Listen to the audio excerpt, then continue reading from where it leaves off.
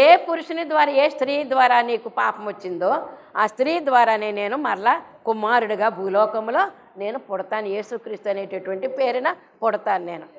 అప్పుడు నేను సిలువలో రక్తం కార్చి మీ పాపాలన్నీ కూడా నేను కడిగి వేస్తాను.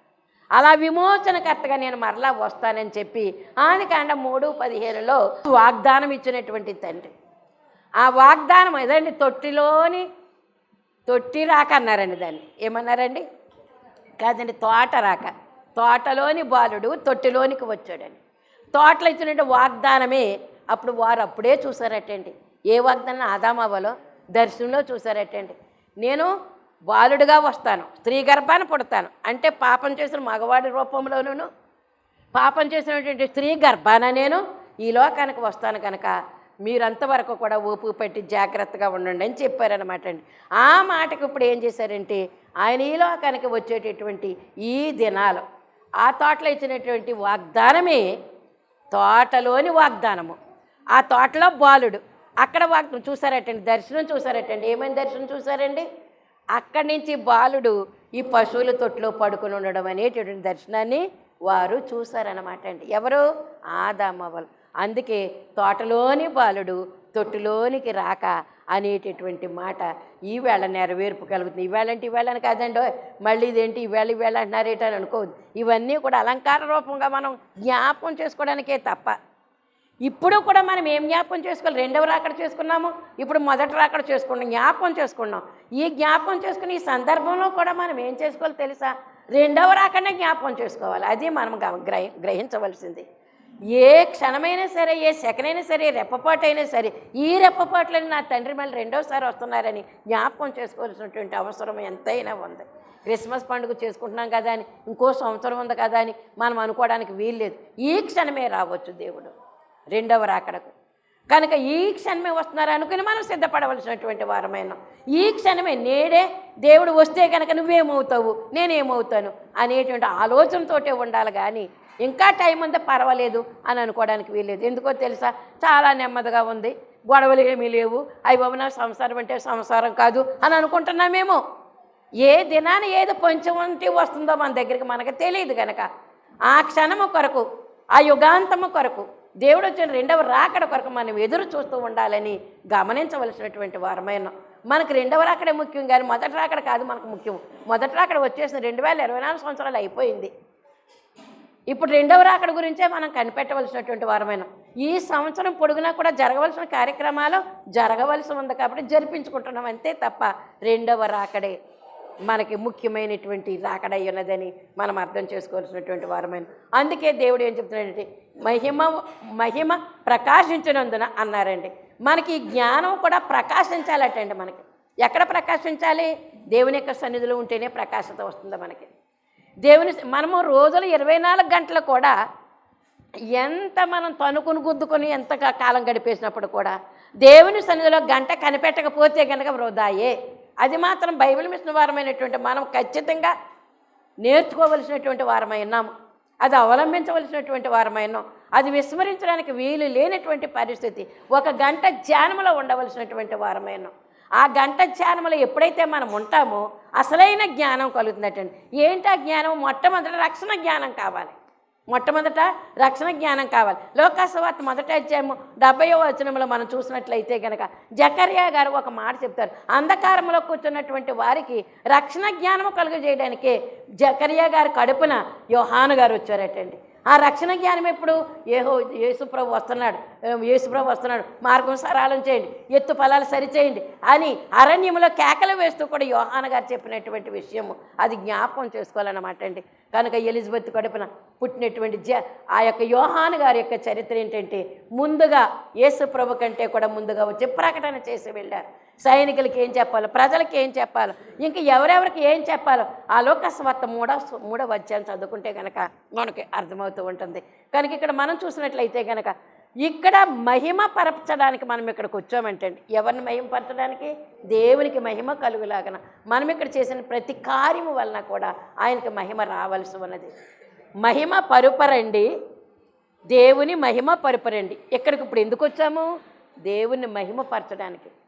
మహిమ తేవాలి, మన వలన దేవునికి మహిమ కలగాలి. ఆ మహిమ ఎప్పుడైతే ఆయనకు కలిగిందో మనకి మేలు కలుగుతుంది. కనుక ప్రభువా, ఎప్పుడూ కూడా నా వలన, నా జీవితం వల్ల నీకు మహిమ వచ్చేటట్లుగా నన్ను సిద్ధం చేసుకో ప్రభువా అని మనం అడగవలసినటువంటి వారమైన.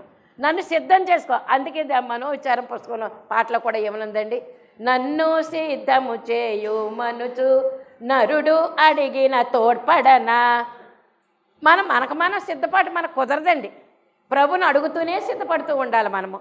కనుక ప్రభుని అడుగుతూ నన్ను సిద్ధం చేయి ప్రభు, నన్ను సిద్ధం చేయి ప్రభు అని అడిగితే ఆ అడగడమే మనకి ఏమవుతుందంటే వరముగా దేవుడు మారుస్తాడు. ఆయన తప్పని సిద్ధంగానే ఉన్నాడు. సిద్ధపడేవారిని సిద్ధపరచడానికి ఆయన సిద్ధంగానే ఉన్నారు. కాబట్టి ఈ మాట ప్రార్థన రూపంలో మనకు రావాల్సి ఉన్నది. మహిమ పరచడానికి మనం ఇక్కడికి వచ్చాం. బాలయేసును మహిమపరచడానికి మనం ఇక్కడికి వచ్చాం.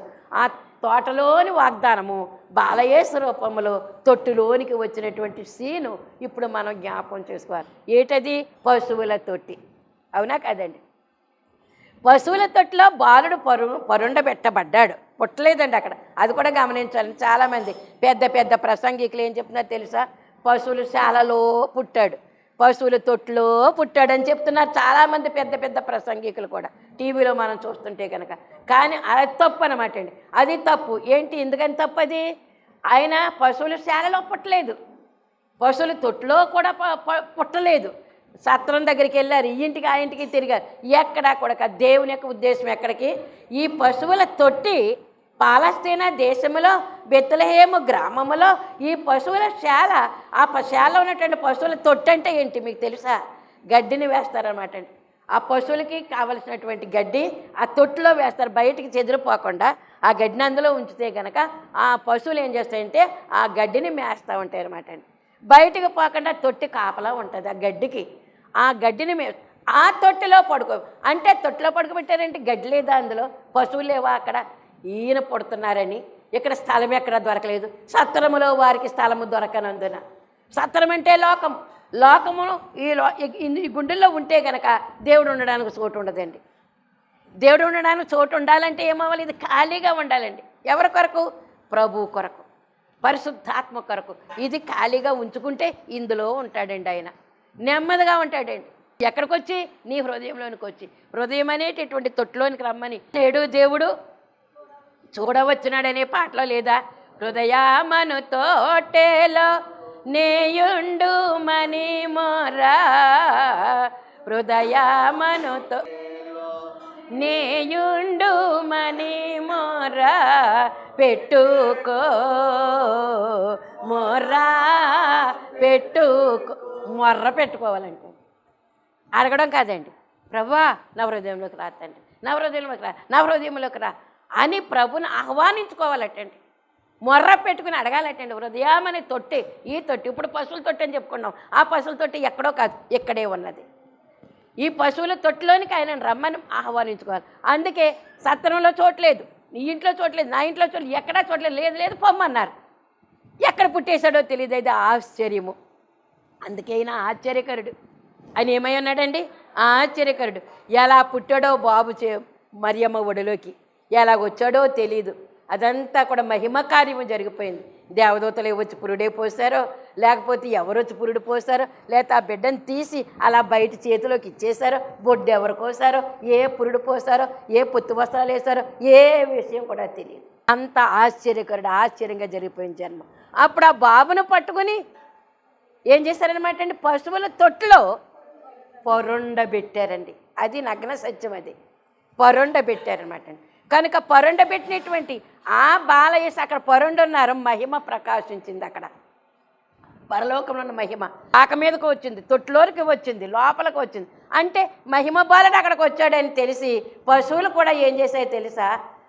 బయటికి వెళ్ళిపోయి ఏంటండి, పాక చుట్టూ తిరుగుతున్నాయటండి, కాపలా కాస్తున్నాయటండి పశువులు, పక్షులు తిరుగుతున్నాయటండి.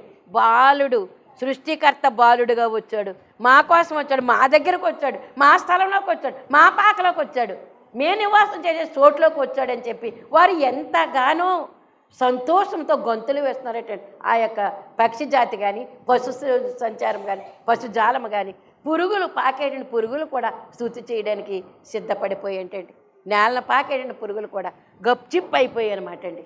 ప్రభువుని అక్కడ పడుకోబెట్టేసరికి మహిమ అంతరింపచేసింది, అది అంతటిని కూడా ఒక క్రమమైనటువంటి పద్ధతిలో పెట్టేసిందని మనం గ్రహించుకోవలసినటువంటి వారమైన కనుక యేసు బాలుడు ఇందులోకి వచ్చినట్టయితే కనుక ఏ దుర్మార్గం ఇందులో ఉండదండి, ఏ చెడు ఇక్కడ ఉండదండి, ఏ అసత్యం ఇక్కడ ఉండదండి, ఏ అపవిత్రత ఇక్కడ ఉండదండి. ఎందుకో తెలుసా? పవిత్రమైనటువంటి బాలుడు, ఆ బాలయేసు పరమాత్ముడుగా మన దగ్గరకు వచ్చారు. పసి బాలుడే కానీ పరమాత్ముడుగా మన దగ్గరకు వచ్చారు. పరమాత్ముడైనటువంటి క్రీస్తు, పరమాత్ముడైనటువంటి క్రీస్తు ఈ గుండెల్లో పెట్టుకున్నామంటే ఇంకే చెడు మన దగ్గరికి రావడానికి వెళ్ళలేదు. ఇందులోకి కానీ మన జీవితములకు, మన శరీరములోకి ఏ మచ్చ డాగు ఏది రావడానికి వీల్లేదు.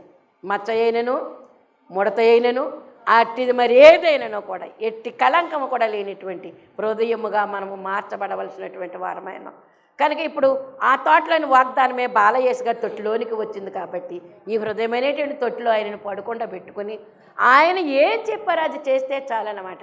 మహిమ పరచబడడానికి ఇక్కడికి రావడం దేవదాసు గారు రాసినటువంటి ఆ యొక్క పాఠాచరణం అనమాట. అందుకే మహిమ పరచడానికి వచ్చాము. దేవుని మహిమ పరపరండి. దేవ కుమారుడు వచ్చిన మహిమ కార్య సన్మానార్థం.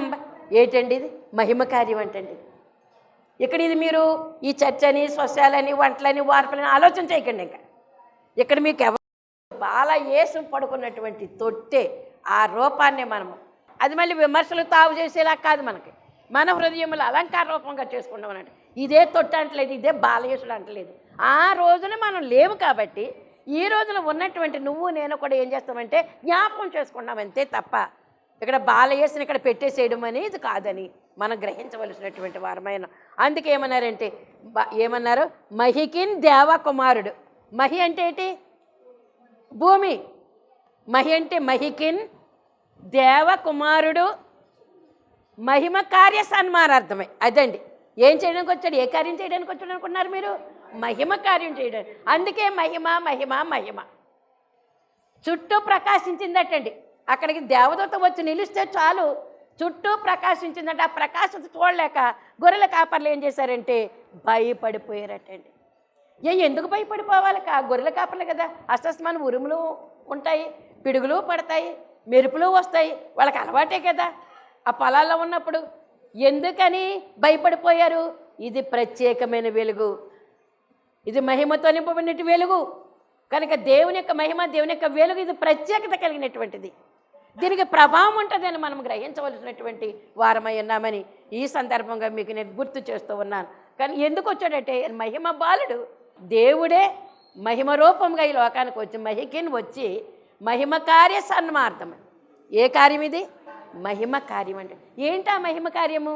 నిన్ను నన్ను రక్షించడానికి, పాపాల నుంచి తప్పించడానికి, విడుదల కలిగించడానికి, కష్టాల నుంచి విమోచన కలిగించడానికి మహిమ కార్య సన్మానార్థంపై ఆయన ఈ లోకానికి వచ్చారు కనుక మహిమ సంభవ మగు దేవునికని. మహిమ దేవునికి సంభవిస్తుంది అంటే ఆరోపిస్తున్నాం, మహిమను ఆరోపిస్తున్నాం, మనము ఆయనకి ఆపాదిస్తున్నాం, మనం ఆయనకి చెందేటట్లు చేస్తున్నాం. ఆపాదించడం అంటే ఏంటనుకున్నా ఆయనకే ఈ మహిమ చెందాలి తప్ప. అందుకే మాకు కాదు యెహోవా నీకే మహిమ, మాకు కాదు తండ్రి ఈ కార్యాల వల్ల, నేనేదో గొప్పదాన్ని అని కాదు, మనం అందరం గొప్పవాళ్ళమని కాదు, ఈ కార్యాలు చేయటం ద్వారా నీకు మహిమ, నీకు మహిమ రావాలి. మనం పాడిన కీర్తన పాడుకున్న, వాక్యం చదువుకున్న, ఇక్కడ ప్రార్థన చేసుకున్న, స్తుతులు చెల్లించిన ఎవరికి మహిమ కలగాలండి? దేవునికే, దేవాది దేవునికి మహిమ కార్య సన్మానార్థంపై ఆయన ఈ లోకానికి వచ్చారు. కాబట్టి మన స్థుతులు, మన ప్రార్థనలు, మన యావత్తు కూడా, మన జీవితం అంతా కూడా, జీవన విధానం అంతా కూడా ఆయనకి మహిమ తెచ్చేటటువంటి వారముగా మనం ఉండాలని దేవుడు ఈ రోజున మనకి తెలియజేస్తూ ఉన్నారు. ప్రభు మహిమ అదండి. ఎందుకు ఇలాగొచ్చింది అనేది మనం ఆలోచన చేసుకుంటే కనుక అక్కడ నుంచి వెలుగు వచ్చిందంటండి. ఇక్కడికి దూత ఎక్కడి నుంచి వచ్చింది? ప్రభు దూత అన్నారు. ప్రభు సన్నిధిలో ఉన్నటువంటి దూత, అది అర్థం చేసుకుందాం. ప్రభు సన్నిధిలో ఉన్నటువంటి దూత. ప్రభు సన్నిధిలో 40 రోజులు ఉన్నటువంటి మోషే గారికి ఏమొచ్చిందండి? మహిమ వచ్చిందా లేదా? అది ప్రభు సన్నిధిలో ఉన్నారంటే ఆ దేవదూతల యొక్క అంతస్తు, దేవుని యొక్క అంతస్తు వచ్చింది వారికి. ఆ దూత వెలుగుతో వచ్చేసింది వీరి దగ్గరికి. ఎక్కడున్నారు వీరు? పొలములు, మందలను మేపుకుని చునేటటువంటి ఆ యొక్క అంతస్తు కావాలి. ఒక్కసారి ఆలోచన చేయండి. వలలు బాగు చేసుకుని దగ్గరికి వెళ్ళాడండి దేవుడండి. అంటే మందలు కాసుకునే వారి దగ్గరికి వెళ్ళాడండి దేవుడండి. ధ్యానంలో ఉన్న మరియమ్మ దగ్గరికి వెళ్ళారండి దేవుడండి. కనుక ఆ యొక్క యాజక ధర్మం చేస్తూ ఉండగా జకర్యా గారికి కనిపించారండి దేవుడు దేవదూత. ఎవరికి కనిపిస్తారో తెలుసా? పనిచేసే వారికే కనపడతాడు దేవుడు. దుష్పోతులకు నిద్రపోయే వాళ్ళకి దేవుడు కనపడ్డాడు. 24 గంటలు నిద్రపోయినా నిద్ర. మెళుకు అనేది ఉండదు మనకి. ఇంకా వాక్యం చదువుకుందామని కానీ, ధ్యానం చేసుకుందామని కానీ, పాట పాడుకుందామని కానీ లేనటువంటి క్రైస్తవులు ఎంతోమంది ఉన్నారు. ఆదివారం వస్తారో మళ్ళీ ఆదివారమే దేవుడు బైబిలును. అంతవరకు బైబిల్ అంటే తెలీదు, దేవుడు అంటే తెలీదు, ఏ వాక్యం అంటే కూడా తెలీదు, సహవాసం అంటే తెలీదు. ఆ సహవాసం లేనటువంటి వారికి దేవుని యొక్క కళాకాంతలు ఎలా వస్తాయో ఒకసారి ఆలోచన చేయండి. నిత్యం అంటు కట్టుకుని ఉండాలండి. అంటు కట్టబడినటువంటి ఒలీవ చెట్టుకు అడవి ఒలీవ కొమ్మ ఉంటుందటండి. అంటే ఒలీవ చెట్టుకు అడవి ఒలీవ కొమ్మ కూడా ఉంటుందా? అడవి తూట్లను ఉండేయండి. తూటాకు ఉందంటే కనుక చాలా పచ్చిమ కూరగా వండుకునే వాళ్ళం. మరి ఇప్పుడు ఆ తూటు కూరలు కూడా లేవు, మందులు వేసేసి. ఏంటండి ఇప్పుడు మీకు అర్థం చేసుకోండి. అడవి తూట ఉందండి, అది వండుకుంటామా మనం? వండుకోము. ఒలివ చెట్టు ఉంది, అడవి ఒలివ చెట్టు కూడా ఉంది. అడవి ఒలివ చెట్టుని అసలు ఒలివ చెట్టుకి ఏం చేస్తారటండి? అంటు కడతారటండి. అలాగే యేసుక్రీస్తు ప్రభు నీతి సూర్యుడు అనేటువంటి ఆ ప్రభువుకి మనం ఏం చేస్తున్నామంటే అడవి పావురం లాంటి మనము అంటు కట్టబడ్డాము. అందుకే సుకారను ఆ బావి దగ్గరికి ఆయన దాహంగా వెళ్ళి అక్కడ కూర్చున్నారట విశ్రాంతి తీసుకోవడానికి. ఆ దారిలో వెళ్తూను ఆయన పరిశుద్ధ పావురంగా కూర్చున్నారు ఆయన అక్కడ. ఇప్పుడు అక్కడికి ఒక పావురాన్ని దేవుడు తీసుకొచ్చాడండి. కుమారుడిగా ఇక్కడ కూర్చుంటే దేవుడు ఏం చేస్తాడు? ఒక అడవి పావురాన్ని తీసుకొచ్చాడు. ఆ అడవి పావురం ఎవరు చూసారా? అడవి పావురం అది. దానికి ఇష్టానుసారంగా తిరుగుతుంది. అది దానికి ఒక క్రమం లేదు. ఇంట్లో ఓ పంజరం పెట్టుకుని ఒక పావురాన్ని పెంచుకునే వాళ్ళు ఉంటారు. ఒక పంజరం పెట్టుకుంటారు, దాన్ని తలుపు తీస్తారు, కాసేపు ఎగరనిస్తారు, మళ్ళీ కాస్త అంత లోపల రానిస్తారు, దానికి మేత వేస్తారు. ఒక క్రమబద్ధమైనటువంటి జీవితం ఉంటుంది పావురానికి. పెంపుడు పావురానికి. అడవి పావురానికో దాని ఇష్టం, పైన తిరగొచ్చు, అడవిలో తిరుగుతుంది, బయటకు వస్తుంది, కిందకి వెళ్తుంది, దాని ఇష్టం, స్వేచ్ఛా జీవితం దానికి. అలా ఉన్నవా నువ్వు?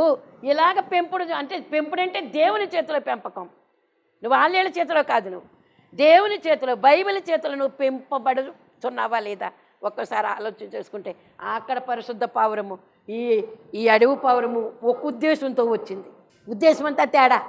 ఆయన ఏదో బుట్టలో వేసుకోవాలని, ఆయన తెల్ల కనపడుతున్నారు, మహా జమీందారులాగా ఉన్నాడని, ఆయన దగ్గరికి వెళితే కనుక ఏదో ఒక చెడు జరిగిపోతే కనుక నాకు కొంచెం డబ్బులు వస్తాయని బ్రతుకుదామని ఆ అడవి పావురం వచ్చింది ఇక్కడికి, పరిశుద్ధ పావురం దగ్గరికి.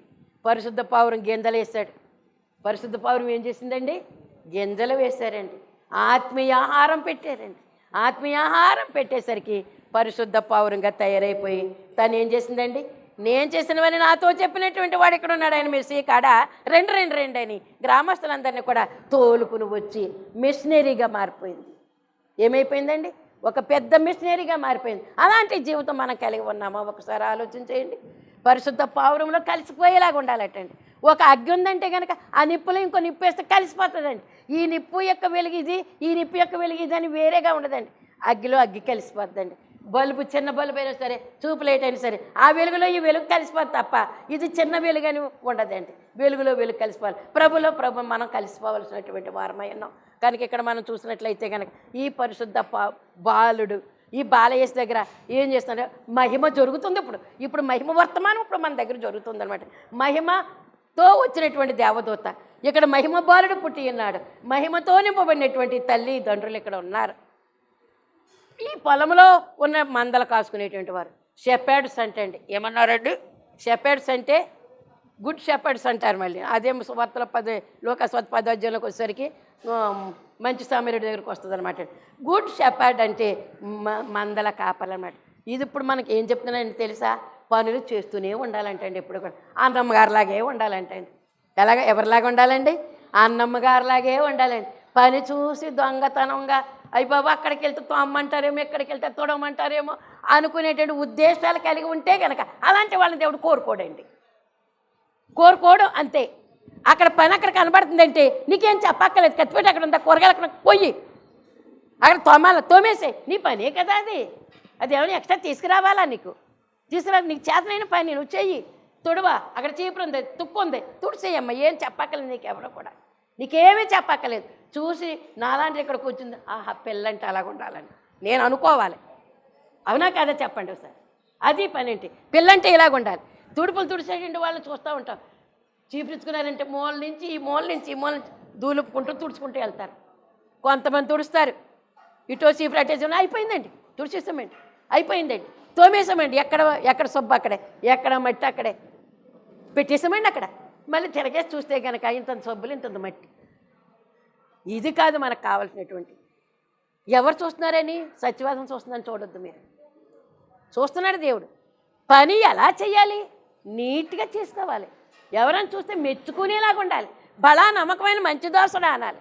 మనల్ని ఏమనాలండి, బలా నమ్మకమైన మంచి దోసుడా.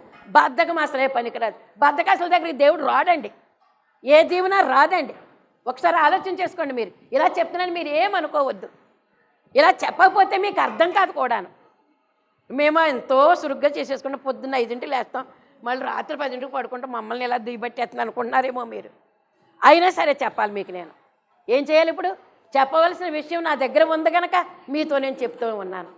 చెప్పరమ్మన్నా నాతోనూ, చెప్పిపోతున్నాను మీతోనూ అని చెప్పేసి పోతాను అంతే మీకు నేను. అవునా కదా చెప్పండి ఒకసారి. కనుక ఇక్కడ మనం ఆలోచన చేస్తున్నట్లయితే కనుక నీట్గా చేసుకోవాలి, స్పీడ్గా చేసుకోవాలి. ఆ మంద కాపర్ల పని ఏంటి? ఇల్లు విడిచిపెట్టి వచ్చారు. అవునా కదా? వాళ్ళ ఇల్లు విడిచిపెట్టి, ఊరు విడిచిపెట్టి దూరంగా పొలంలోకి, ఊరికి దూరంగా, ఇంటికి దూరంగా పొలంలోనికి వచ్చారు. రాత్రి ఏంటో తెలియదు, పగలేంటో తెలియదు వారికి. కాపలా కాసుకుంటూనే ఉండాలి. ఏంటి? ఈనేటటువంటి గొర్రెలుంటాయి, మేకలుంటాయి, ఈనేటటువంటివి ఉంటాయి. ఏమంటే గర్భవతులుగా ఉన్నాయి ఉంటాయి, పసి గొర్రెలు ఉంటాయి, వృద్ధులైనవి ఉంటాయి. అన్ని రకాలని కూడా ఎలా చేయలేండి ఆ కాపరి? ఎంతగా మరి వాటిని నడిపించుకోవాలో. అందుకే ఎస్కేల్ గ్రంథం 34వ అధ్యాయంలో ఉంటుందన్నమాట అండి. ఏమనంటే ఏ గొర్రెనే విధంగా మెప్పుకోవాలి గొర్రెల కాపరికి తెలుసు అంటే అండి. కనుక ఆ గొర్రెల కాపరి తెలుసు. మా పెద్దోడండి ఇవి అయితే తినరండి అంటారా మీరు? మా పిల్లండి ఇదైతేనే తింటుందండి అంటారా మీరు ఇంట్లో పిల్లల్ని? అలాగనమాట అండి. దేవుడు మన కాపరి అయి ఉన్నాడు. యెహోవా నా కాపరి, నాకు లేమి కలుగదు. ఎందుకంటే ఆయనకి తెలుసు ఏ సమయంలో ఎవరికి ఏం పెట్టాలో ఆయనకి తెలుసును కనుక. ఇక్కడ మనం చూసినట్లయితే మరియా, యోసేపు, బాలుడు గొర్రెల కాపర్లు, పొలంలో ఉన్నటువంటి గొర్రెల కాపరి. పని చేసేవారికే కనపడతాడు దేవుడు, పని చేసేవారికే పని చెప్తాడు దేవుడు. అన్నమ్మగారు కూడా నేను అలా ఇలా వచ్చిందనుకోండి, ఆ పని చేసింది. అక్కడ ఉండి 9 దగ్గర ఉండేది, ఇక్కడ మైకిల దగ్గరకు వచ్చేసింది, మళ్ళీ ఇక్కడ వస్త్రాల దగ్గరకు వచ్చేసి ఇలాంటి పని, ప్రతి పని కూడా అలాంటి వాళ్ళు. అన్నమ్మగారు అనే చెప్తున్నాను కదా, చాలామంది ఉన్నారండి అలాంటి అన్నమ్మగారులా పనిచేసేయండి వారు చాలామంది ఉన్నారు. పేర్లు చెప్తే మళ్ళీ గొడవల కింద ఉంటాయన్నమాట. నా పేరు చెప్పలేదు, ఆవిడ పేరు చెప్పారని. కనుక ఊరికే ఆవిడ మన దగ్గర లేదు కాబట్టి ఆవిడ గురించి చెప్తున్నాను మీకు నేను. ఏంటంటే ఒకరిని చూసి ఒకరు చురుకుదనం నేర్చుకోవాలి. ఎవరు చెప్పరండి మనకి, చూసి పని చూసి నేర్చుకోవాల్సినటువంటి వారమై ఉన్నాం. ఇప్పుడు ఆ తర్వాత దూరంగా వచ్చినటువంటి 2 సంవత్సరాల తర్వాత వచ్చినటువంటి ఇంట్లో ఉండగా వచ్చినటువంటి జ్ఞానులు జ్ఞాపకం చేసుకోవాలి మనం. అర్థమవుతుందా మీకు? జ్ఞానులు జ్ఞాపకం చేసుకోవాలి. మొత్తం అంత ఆల్రౌండ్ కప్పేసేటువంటి దూతలను కూడా మనము జ్ఞాపకం చేసుకోవలసినటువంటి వారమైన. కనుక ఇక్కడ వెలుగు వచ్చి ఉన్నదని టైం అయిపోయింది కాబట్టి యెషయా గ్రంథం 61వ చూడండి ఏమనుందో. త్వరగా చదివేయండి. నీకు వెలుగు వచ్చి ఉన్నది, లెమ్ము తేజరిల్లుము. అదండి ఇప్పుడు మనకు కావాల్సింది ఏంటండి? లెమ్ము. లేసేసి కూర్చునేలాగా మళ్ళీ మొక్కం కడుక్కుని లేపగా దుప్పడ ముసుగు తీసి మళ్ళీ అనుకుంటూ ఉండేటటువంటి బిడ్డలు లేరా మన ఇళ్ళలోనూ? లేపామంటే గబగబా లేసి గబగబా అయ్యి బాబా టైం అయిపోయింది, కాన్వెంట్కి టైం అయిపోయింది, స్కూల్కి టైం అయిపోయింది, గబగబా ఏం చేయాలంటే ఎక్కడక్కడ పాడేసి ఏం చేయాలండి? సిద్ధపడిపోవాలి. అది మనిషి యొక్క లక్షణము. కనుక ఇక్కడ మనం చూసి నీకు వెలుగు వచ్చి ఉన్నది, అది నీకు చెప్తేనే కానీ నీకు తెలియట్లేదు. నీకు వెలుగు వచ్చింది, ఎందుకో తెలుసా? నువ్వు ఎప్పుడు రక్షణ తీసుకున్నావా అప్పుడే నీకు రక్షణ వచ్చేసింది, అప్పుడే నీకు మహిమ వచ్చేసింది, అప్పుడే నీకు వెలుగు వచ్చేసింది అని గమనించవలసినటువంటి వారమైన. 30 సంవత్సరాలు అయింది, 40 సంవత్సరాలు అయింది బాప్తిసం తీసుకుని అనుకోవద్దు మీరు. అలాగ అనుకుని ఎక్కడో అక్కడే ఉండడానికి వీలు లేదు, చతికిల పట్టడానికి వీలు లేదని మనం అర్థం చేసుకుందాం. అందుకే 2వ లైన్ కూడా ఏమనుందంటే, 2వ లైన్లో 3వ లైను, యెహోవా నీ మీద ఉదయించుచున్నాడు. యెహోవా నీ మీద చరణం కూడా ఉందండి. ఏమని పాట తెలుసా? నీ మీద ఉదయించును, జనములు నీదు వెలుగునకు పరుగెత్తి వచ్చేదారు. జనములు నీదు వెలుగు, నీకు ఆ వెలుగు ఇచ్చాడు కాబట్టి నీలో ఆ వెలుగు ఉంటే కనుక జనములు నీ మీదకి వస్తూ ఉంటారు. నాకు ప్రార్థన చెయ్యమ్మా, నాకు బాగలేదమ్మా అన్ని దగ్గరికి వస్తారనమాట అండి. జనములు నీదు వెలుగునకు పరుగెత్తి వచ్చేదారు. రాజులు నీదు ఉదయ, రాజులు నీదు ఉదయ కాంతికి వచ్చేదారు, కాంతికి వచ్చేదారు. తేజరిల్లుము నీకు. ప్రభువా నీకు వందనములు, స్తుతులు, కృతజ్ఞతలు తండ్రి. దూతరాగానే వెలుగు వచ్చింది నాయన. జనములు ఆ వెలుగునకు వస్తున్నారు, రాజులు ఆ వెలుగునకు వస్తున్నారు, అనేక రకాలైన జనాంగాలు కూడా ఈ వెలుగునకు వచ్చుతున్నారు తండ్రి. నీకు స్తోత్రములు. వెలుగయ్యున్న దేవుడవు నాయన, వెలుగయ్యి లోకానికి వచ్చావు తండ్రి, వెలుగిస్తున్నావు తండ్రి సంఘాన్ని. ప్రభువా నీకు వందనాలు తండ్రి. ఈ వెలుగు మీ రెండవ రాకడ వెలుగును మేము గమనించడానికి, రెండవ రాకడ ధ్వని మేము గమనించడానికి, అందులో ప్రవేశపెట్టబడడానికి, ఆకర్షించబడటానికి కృప దయచేసి మీరు మహిమ పొందుమని యేసు అతి పరిశుద్ధ నామమున మిక్కిలి వినముతో బ్రతిమలాడి వేడుకొంచున్నాం పరమ తండ్రి. ఆమేన్. మరణాత.